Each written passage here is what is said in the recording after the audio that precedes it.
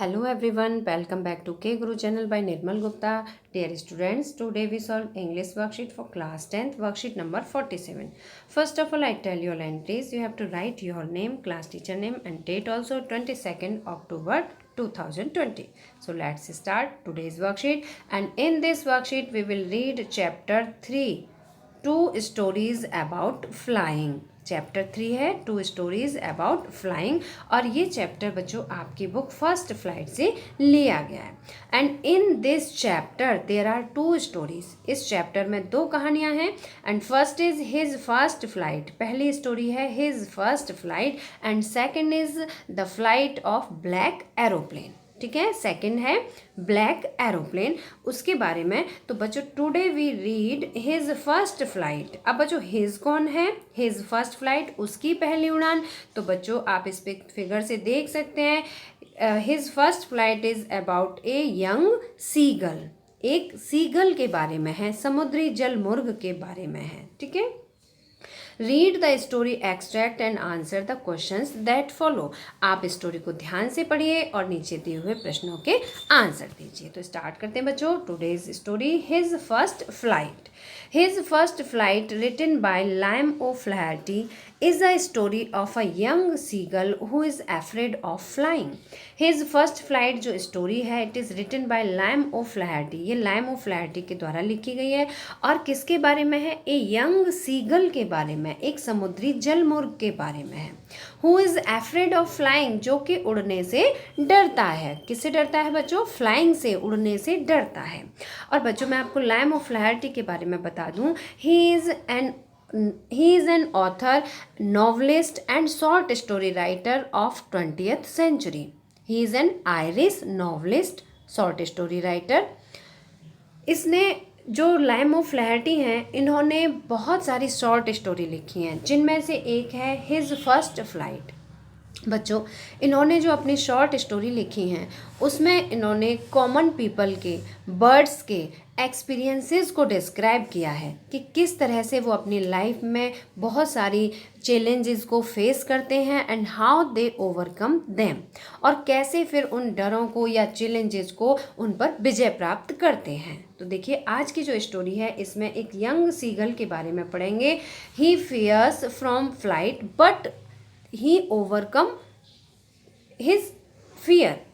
वो डरता है फर्स्ट फ्लाइट से, अपनी पहली उड़ान से डरता है, लेकिन जो उसका डर है वो उस पर विजय प्राप्त भी कर लेता है। Liam O'Flaherty, it is a story of young seagull, ये एक यंग सीगल की स्टोरी है। Who is afraid of flying, जो कि उड़ने से डरता है।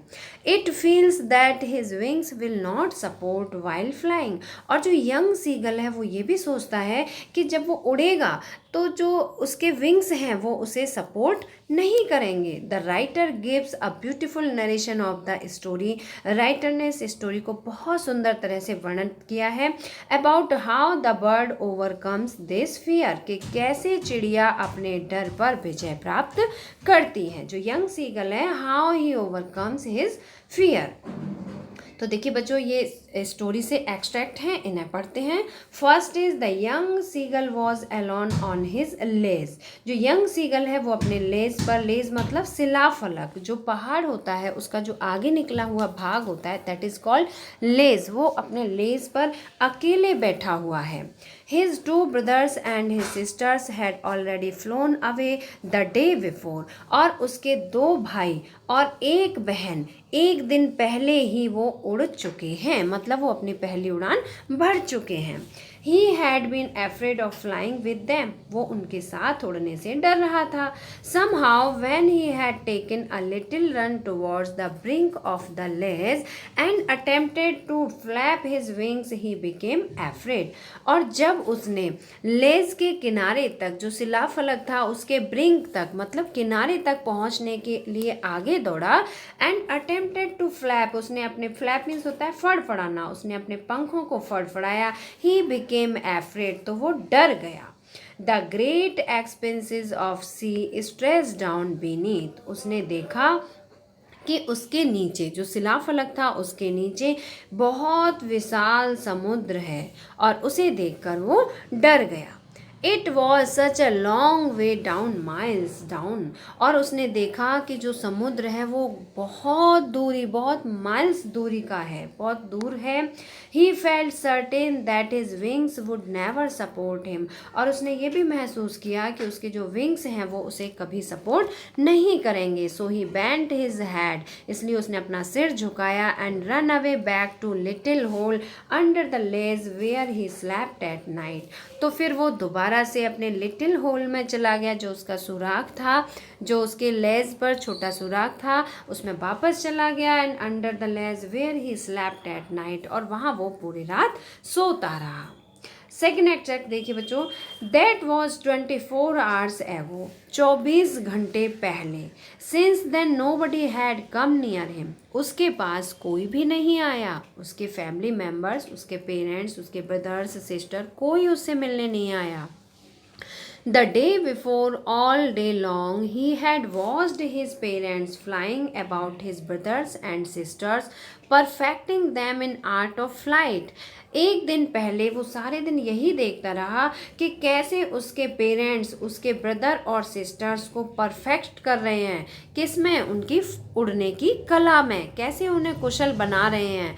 Teaching them how to skim the waves, और उन्हें ये सिखा रहे हैं कि जो समुद्र की लहरें हैं उन पर कैसे टच करके निकला जाता है। And how to dive for fish, और कैसे मछली को पकड़ने के लिए, डाइव मीन्स गोता लगाया जाता है। He had in fact seen his elder brother catch his first herring and devour it, और उसने अपने एल्डर ब्रदर को फर्स्ट हेरिंग, जो पहली मछली थी, हेरिंग एक फिश का नाम है, फर्स्ट हेरिंग को पकड़ते हुए भी देखा था एंड डेवर इट, और उसे साबित निगलते हुए भी देखा था। स्टैंडिंग ऑन द रॉक, चट्टान पर खड़े हुए, while his parents circled around raising a proud cackle, उसके जो पेरेंट्स हैं सर्कल्ड, उसके चारों ओर चक्कर लगाते हैं, and raising a proud cackle, और कैकल अपनी आवाज़ से उन्हें बुलाते हैं, जो यंग सीगल है उसे उसकी फ्लाइट के लिए बुलाते हैं।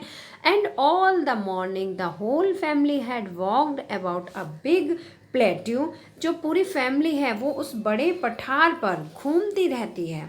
Mid way down the opposite cliff taunting him for his cowardice, और मिड वे तक आती हैं, वो आधे रास्ते तक आती हैं, और उसके बाद वो टॉन्टिंग वे मतलब उसे कमेंटिंग भाषा में उसे कमेंट करते हैं उसकी कायरता के लिए, क्योंकि वो डर गया, वो कायर था, वो डर गया, वो उड़ नहीं पा रहा था, इसलिए उसके सभी फैमिली मेम्बर्स उसे कमेंट करते हैं।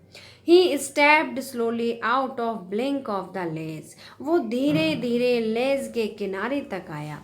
And standing on one leg, वो अपने एक पैर पर खड़ा हुआ, with the other leg hidden under his wings, और उसने अपना दूसरा पैर अपने पंखों के नीचे छुपा लिया। ही क्लोज्ड वन आइज, उसने अपनी एक आंख बंद की, देन द अदर, फिर दूसरी भी बंद की, and pretended to be falling asleep, और प्रिटेंड मीन्स होता है बच्चों बहाना करना, और उसने ऐसा बहाना किया जैसे कि वह सो रहा हो, एजलीप सो रहा हो। Still they took no notice of them, फिर भी उन्होंने उस पर ध्यान नहीं दिया, नोटिस मीन्स ध्यान देना। ही सॉ, उसने देखा, his two brothers and his sister lying on the plateau dosing with their head sunk into their next, उसने देखा कि उसके दोनों भाई और उसकी बहन प्लेट्यू पर लेटे हुए हैं, प्लेट्यू मीन्स पठार, जो पठार था उस पर लेटे हुए हैं। डोजिंग, डोजिंग मतलब होता है नींद में ऊँघना, ठीक है, हल्की हल्की नींद लेना।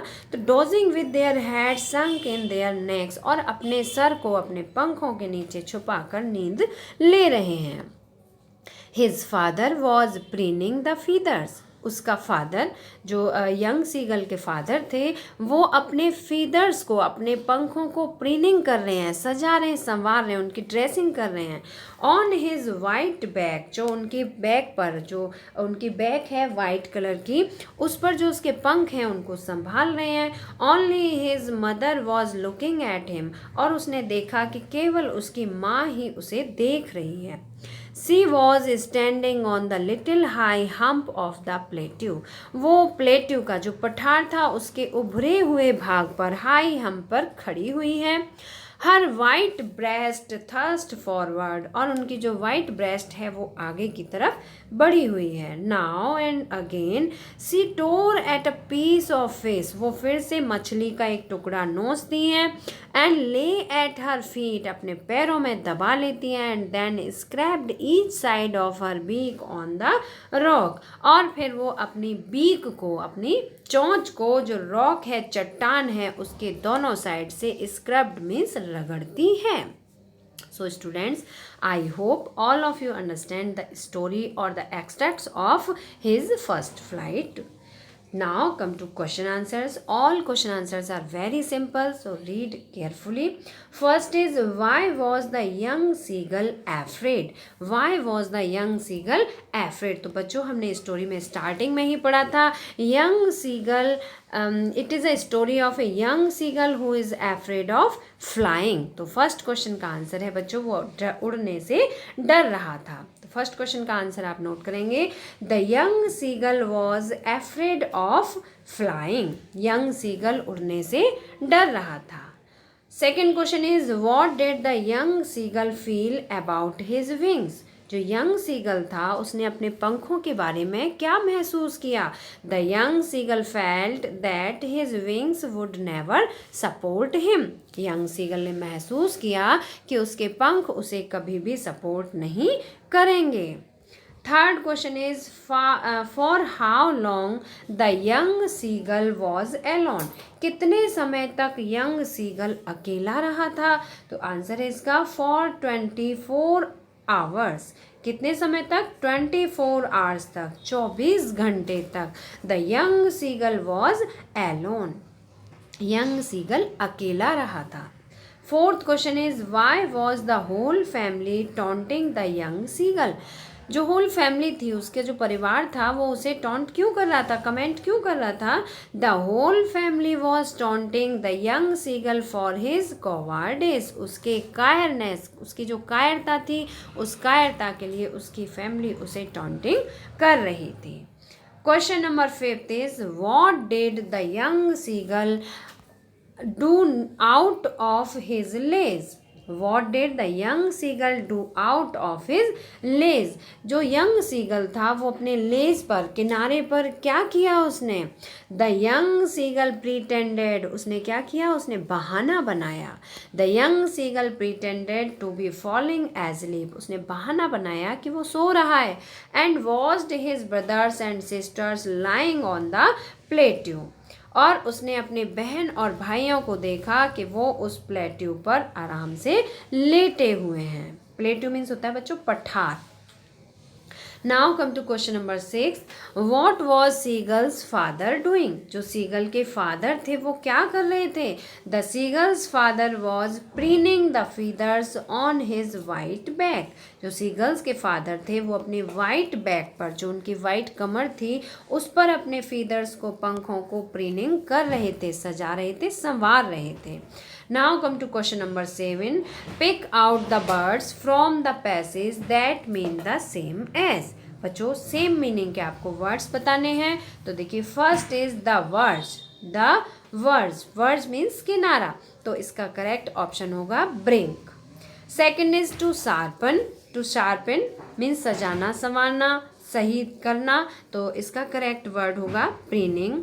अ narrow flat piece of rock that sticks out from a cliff, एक चट्टान से चिपकी हुई दूसरी पहाड़, दूसरा जो इस पार्ट है चट्टान का, दैट इज कॉल्ड लेज, उसे कहते हैं लेज, शिलाफलक। Fourth is an area of a land that is higher than the land around it, एक ऐसा एरिया जो कि चारों ओर की जमीन से थोड़ा उठा हुआ हो, दैट इज कॉल्ड प्लेट्यू, पठार, उसे क्या कहते हैं बच्चों? पठार। To move lightly just above a surface, surface के ऊपर हल्के से उड़ना, तो बच्चों that is called skim. Skim का मतलब होता है जैसे कि हवा में उड़ना, और यहाँ पर जो सीगल था उसके लिए यूज़ हुआ है कि जो समुद्र की लहरें थी उनको टच करते हुए हवा में उड़ना। Now come to question number 8 and last question. Have you ever had a similar experience? क्या आपका भी कोई ऐसा अनुभव है where your parents encourage you to do something, जब तुम्हारे पेरेंट्स ने तुम्हें कुछ करने के लिए encourage किया हो, that you were too scared, और तुम डर रहे हो, to try, प्रयास करने में भी डर रहे हो. Discuss this in pairs and group over the phone. आप अपने फ्रेंड्स के साथ आपको डिस्कस करना है. आप फ़ोन पर भी डिस्कस करके आप इसे लिख सकते हैं. तो इसका करेक्ट ऑप्शन है, आंसर है इन माई चाइल्डहुड, मेरे बचपन में. I was afraid to ride bicycle, मुझे बाइसिकल चलाने में डर लगता था. माई पेरेंट्स एनकरेज्ड मी, मेरे पेरेंट्स ने मुझे एनकरेज किया, मुझे प्रोत्साहित किया. विद इन 3 वीक्स, लेकिन 3 वीक में ही I was able to ride bicycle properly, और मैं 3 हफ्तों में ही बाइसिकल चलाना अच्छी तरह से सीख गई. So students, I hope all of you understand the whole worksheet and all question answers easily. अगर आपको वीडियो पसंद आया है तो लाइक करना, अपने फ्रेंड्स के साथ शेयर करना, और अगर आपने अभी तक हमारे चैनल को सब्सक्राइब नहीं किया तो सब्सक्राइब जरूर करना. आपको हमारे चैनल पर हिंदी, इंग्लिश और SST की सभी वर्कशीट के वीडियोस मिल जाएंगे. मिलते हैं फिर इसी तरह की नेक्स्ट एजुकेशनल वीडियो में. Till then, bye bye, good luck to all of you.